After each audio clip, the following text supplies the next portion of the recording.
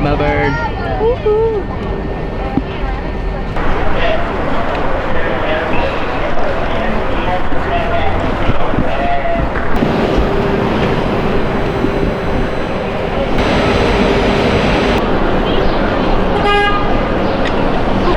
As you can see, we haven't lived in the city for a while. We don't really know the street lights anymore. Aloha! As you can see, we have arrived to the world's most livable city, Melbourne.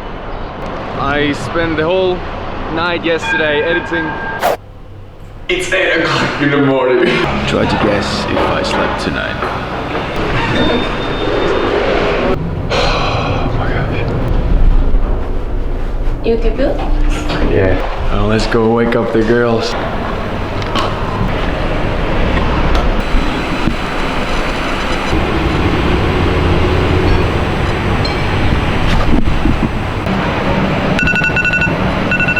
There's a freaking kindergarten on a balcony. So today's agenda, girls want to have a tattoo, so we're gonna go see if they can have a time for today and some basic touristing around here. I'm gonna ask around some best spots in the city, try to figure out what makes this city actually so good. It's been voted 7 times in a row the world's most livable city by the people who are living here.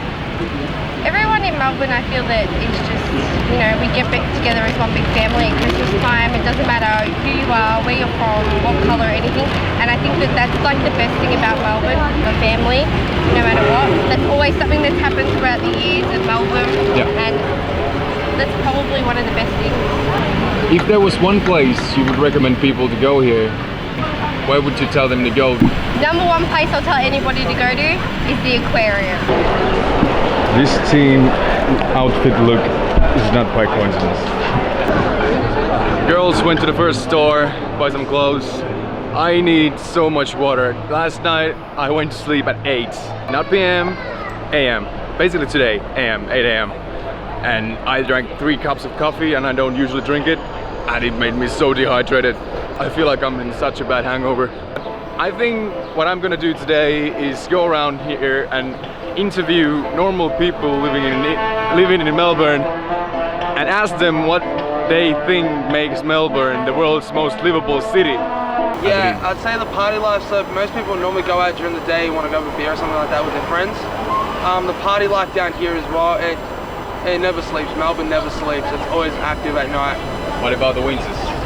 Winters, everything's still awake, even indoors. Everything's indoors during winter. If you have a friend coming from Finland, where would you take him? Oh,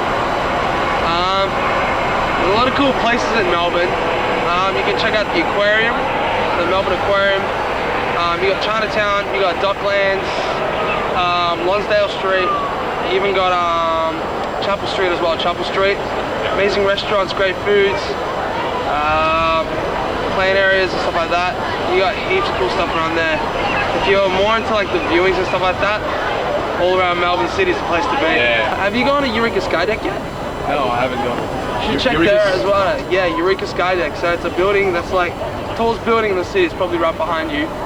Yeah, basically you go to the top floor and there's an elevator that goes out on the edge. So this is the building, but it goes out on the edge, so you can see below you and you can see. Yeah, it's ridiculous. I went on there and first thing that I did, I just jumped back, I shit myself. Yeah, it's worth going though, worth going. Thank you. Make sure you watch it until the end if you're ever planning to come to Australia. I'm gonna share some tips that I learned during the 9 months working holiday experience. I'm already getting closer, figuring out why this is the world's most livable city. Melbourne has a free Wi-Fi citywide. Melbourne is a city of 2017, maybe even 2018. To the future. Oh, so good.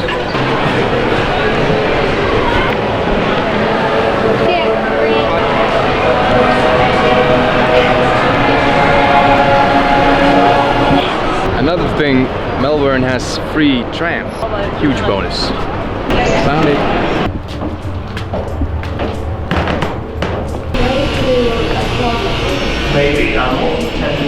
Yeah, girls got their tattoo times, but the guy is gonna go get some lunch. We're gonna get some smoothies and come back here.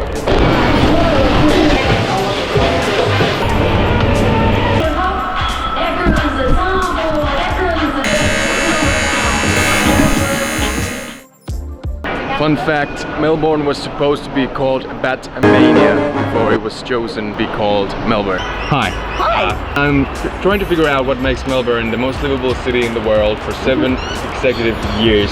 I mean, Melbourne's great. It's got great cafe life, it's got great culture, it's got great arts. It's like Sydney's kind of slightly more mature, interesting big sister.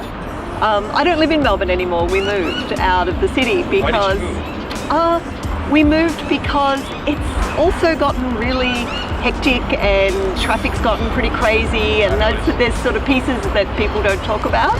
Right. So would you say, because I think now that Melbourne's getting famous because it's been voted as the most livable city in the world for that long, so people are moving here because of that. That makes it for the original Melburnians a little bit less good. I'm not sure if it makes it less good. It adds, it certainly adds a different dimension to it. Particularly, you get it, like the cultural diversity certainly has grown. And the sophistication, I think, too, has grown that comes with that, which is really nice. So you get more of a world vibe. Feels quite different but familiar, right? I think that's where Melbourne comes in. Everybody's selling its European life. Yeah, it does have a bit of Euro vibe to it, definitely. Much more so than, not necessarily more so than Sydney, but in a different way. About Sydney and Melbourne, you know, they compete a bit like LA, New York, you know, what's better? And I used to say, well, they're not, they're just different. They're completely different cities. Like Sydney's a bit like the sister that likes to party and have a good time. And Melbourne's a bit like I said, the more serious big sister that likes to go out to dinner and enjoy and have a good conversation and go to a show, you know. It's probably cultural. It's more cultural, and that's really what Melbourne's renowned for. Thank you so much. My pleasure. For coming with you. Thanks. So it's 10:17. I haven't started editing and I have 2 hours of sleep last night. I know I should start right now, but I promised you guys I will tell you about the working holiday visa, and I'm gonna do it.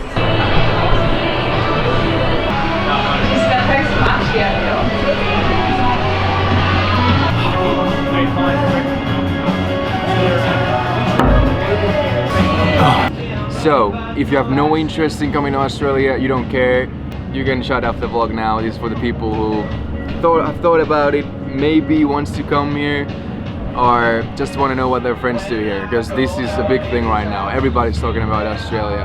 So, heads up, here it comes. Farming in Australia, it's not the easiest thing you will ever do. If you are not ready to work hard and long, don't come here. You have good potential here to make a lot of money, but you will break your back doing it, most likely.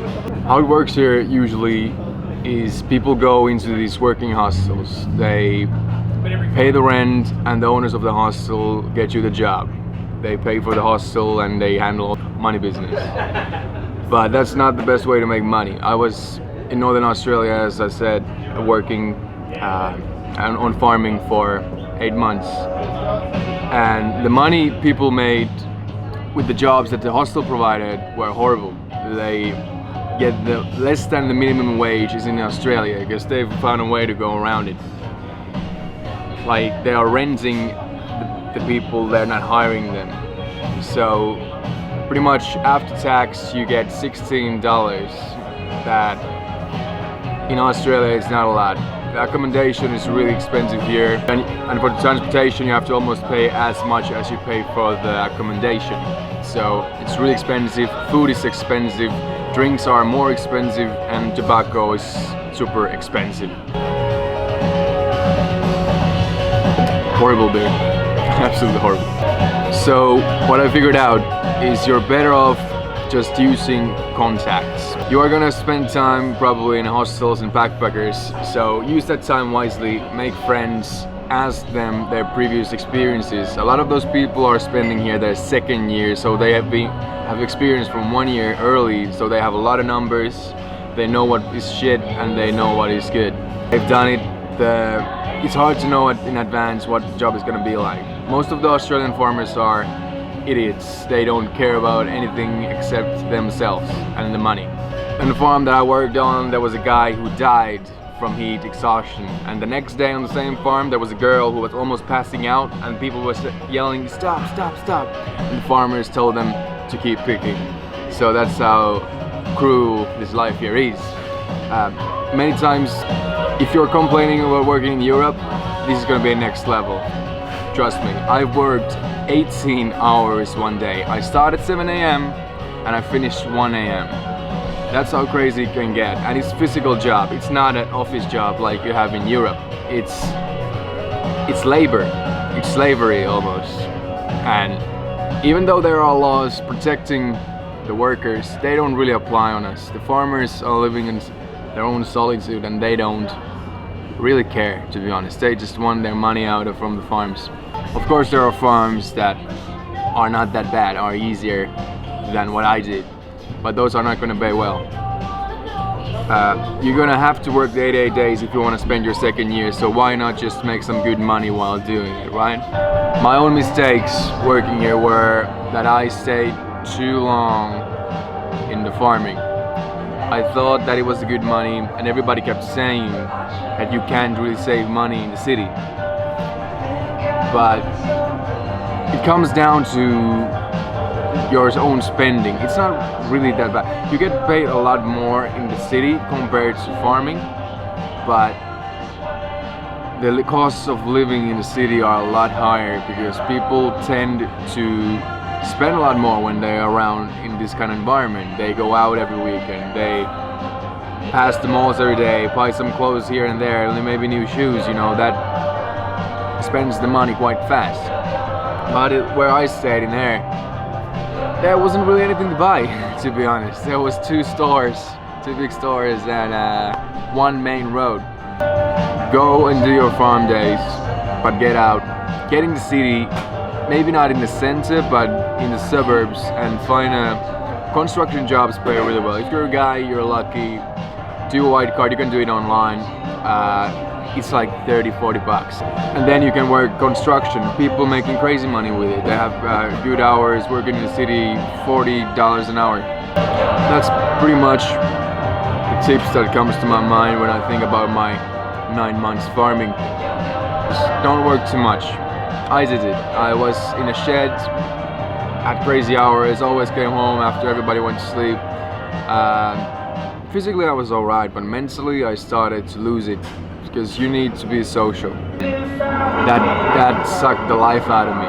I had money, but that was the first time in my life when I realized money isn't everything.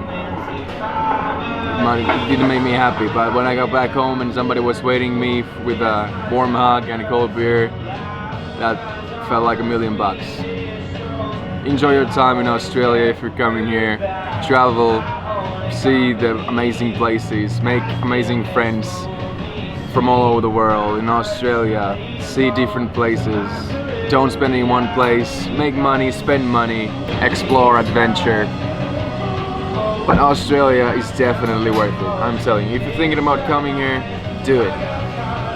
Even if you have to come alone, there's always going to be a place for you. I'm Daniel Ahola. This was my second vlog. Hope you enjoyed it. I'm gonna head to editing and hopefully gonna get more than 2 hours sleep tonight. And we'll see you tomorrow.